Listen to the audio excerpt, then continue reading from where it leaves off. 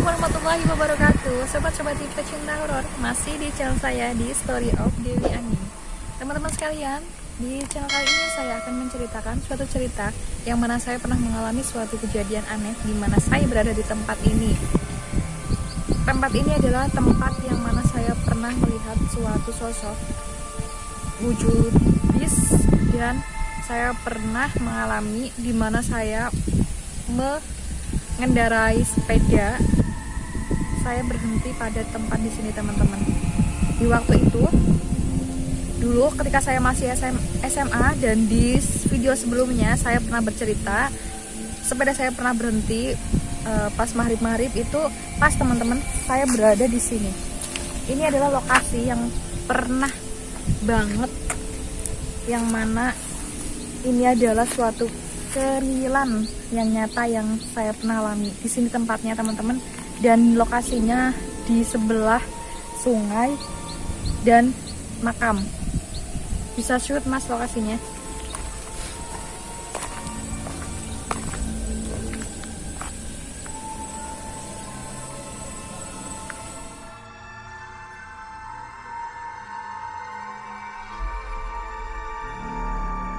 Teman-teman, jadi tuh saya ceritanya waktu pas saya naik sepeda itu, sepeda ontel, tiba-tiba aja gitu pas maghrib bener-bener maghrib, karena saking ngeyelnya saya pas aku dikasih pesan sama orang tua teman saya disuruh istirahat dulu di rumahnya, tapi karena saya mengayel, dan itu kan bertepatan dengan jam sandekala ya teman-teman, dimana kalau maghrib kan kita harus percaya bahwa suatu makhluk yang diciptakan Allah seperti jin dan lain-lain itu ya teman-teman, itu kan keluar aktivitasnya mereka maghrib ya. Jadi memang benar kayak kita sebagai manusia, maghrib memang waktunya untuk di rumah gitu loh teman-teman.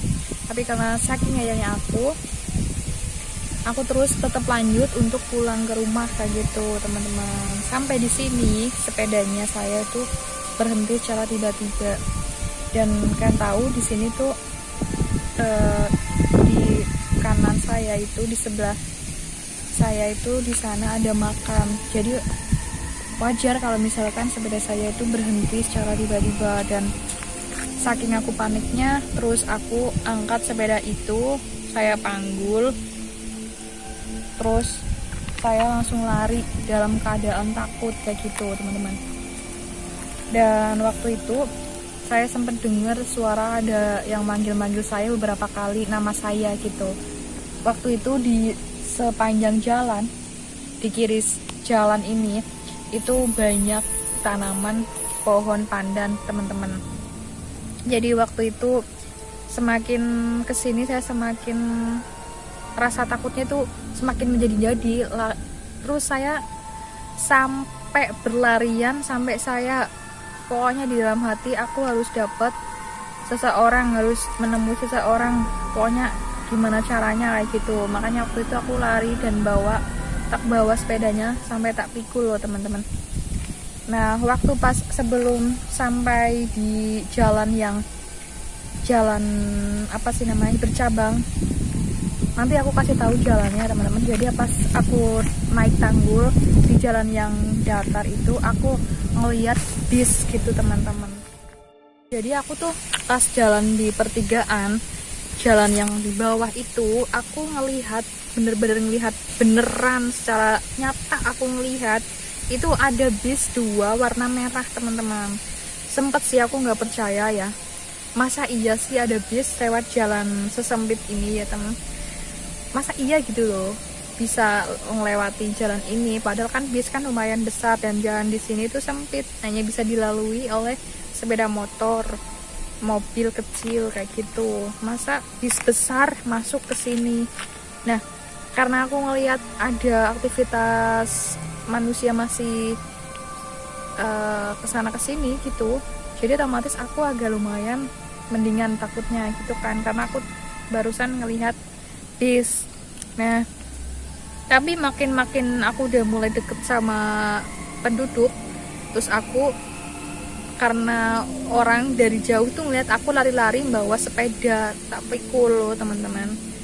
Terus ditanyailah aku sama warga di sini gitu. Jadi aku cerita apa yang terjadi sama aku sama mereka. Terus aku cerita aku lihat bis, aku terus sepedanya berhenti tiba-tiba kayak gitu. Terus orang sini bilang yang aku lihat itu bis, itu bukan bis beneran, tapi itu katanya keranda, karena sebelumnya ada orang juga pernah ngeliat kayak gitu, lihat mobil. Terus aku sampai ketakutan waktu mereka cerita kalau itu tuh yang saya lihat mobil itu ternyata bis, itu bukan bis beneran tapi keranda. Aku semakin, ya aku jadi sadar gitu loh, sadar bahwa memang aku tuh harus mendengarkan orang tua itu ngomong ya teman-teman, kalau ngasih tahu gitu loh, kalau maghrib memang kita tidak diperbolehkan untuk keluar, jadi harus gantian dengan makhluk lain yang mana mereka juga aktivitas gitu. Karena maghrib kan waktunya untuk sholat bagi orang-orang muslim ya teman-teman, ya intinya maghrib itu harus di rumah, di dalam rumah gitu. Dan pada waktu itu setelah saya cerita seperti itu, kemudian seorang kakek yang mana orang warga sini terus nganterin aku ke rumah, dan rupanya senasib sama saya teman-teman. Setelah mengantarkan saya, motornya itu tiba-tiba berhenti di depan makam. Nanti aku akan cerita sama teman-teman karena ini tidak bisa memungkinkan hujan teman-teman, aku nggak bisa cerita banyak. Nah teman-teman, sekarang saya sudah berada di pertigaan jalan yang mana saya melihat dengan kepala saya sendiri, saya melihat bis warna merah 2 jalan ke sini teman-teman, ke bawah di sini. Aku ngelihat, benar-benar ngelihat, karena saking tadinya aku takut, begitu aku ngelihat bis itu, terus aku takutnya mulai mereda gitu. Tapi karena aku masih punya rasa takut juga, aku terus tetap berlarian di sini. Dulu waktu pas aku zamannya SMA itu di sini jalan ini buat, kalau sama orang-orang sini, orang desa sini itu dibuat untuk menjemur padi. Nah pas di gulungan-gulungan itu aku kayak mau jatuh kayak gitu. Ya kemudian aku cerita semua sama mereka, sama warga di sini, nyeritain apa yang aku alami gitu loh. Terus katanya di sini teman-teman, kalau nggak salah di sini apa yang tadi di jembatan itu yang dimakan itu, ada orang sini juga ngelihat pas maghrib itu ada ular panjang besar katanya. Jadi itu keluarnya pas maghrib juga. Nah waktu pas aku udah diantarin sama mbah tadi itu yang nganterin aku pulang, itu nasibnya sama kayak aku teman-teman, motornya mati, berhenti di depan makam. Terus katanya businya itu mati gitu rupanya. Jadi itu sosok yang kayak, nggak tahu ya, aku sih dengernya kayak perempuan yang manggil aku, namaku. Sekarang udah nggak ini ya, tanaman pandannya sudah nggak begitu banyak, jadinya keadaan suasananya udah nggak begitu seangker dulu gitu.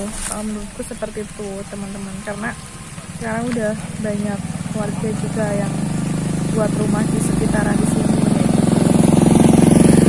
Jadi nanti aku kasih tahu sama teman-teman makamnya, maksudnya waktu pas mbah-mbahnya berhenti di depan makam itu, nanti aku kasih tahu sama teman-teman gitu.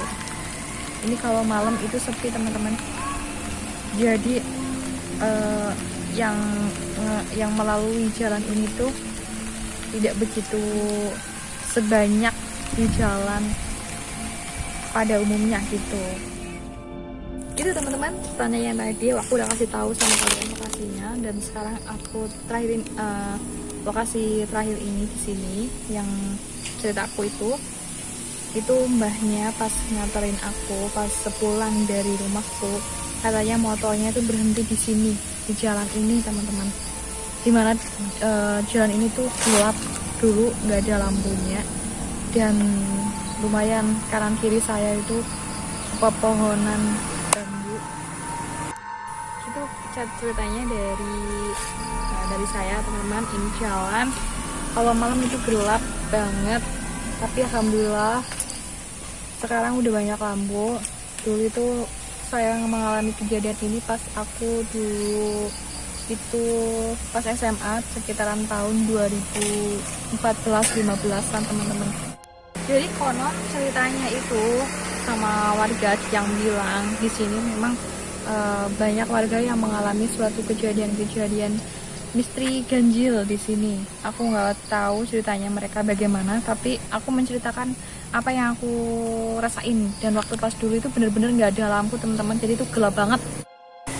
Dan suasana itu mencekam, apalagi itu sepi, benar-benar sepi. Beda dengan tahun ini, dan semakin kesini semakin maju ya teman-teman. Sekarang udah nggak sepi lagi. Nah gitu ceritanya dari saya. Pokoknya itu kisah nyata dari pribadi aku yang pernah saya alami gitu teman-teman. Dan saya mohon maaf apabila dari kata saya yang saya share ke teman-teman banyak yang mengandung makna yang memang menurut kalian tidak dipercaya, tapi percaya nggak percaya, ini memang sebuah nyata dari pribadi saya sendiri teman-teman. Dan terima kasih sekali buat teman-teman yang sudah mampir di channel saya, yang sudah subscribe, like, dan mendukung di channel saya. Saya banyak-banyak terima kasih buat kalian teman-teman. Semoga subscribe dari teman-teman menjadikan berkah untuk channel saya ini. Dan saya berharap semoga channel saya sangat dapat membangun karya dari channel saya yang memang no hoax ya teman-teman. Terima kasih, pokoknya sekali lagi saya terima kasih. See you next time. Wassalamualaikum warahmatullahi wabarakatuh.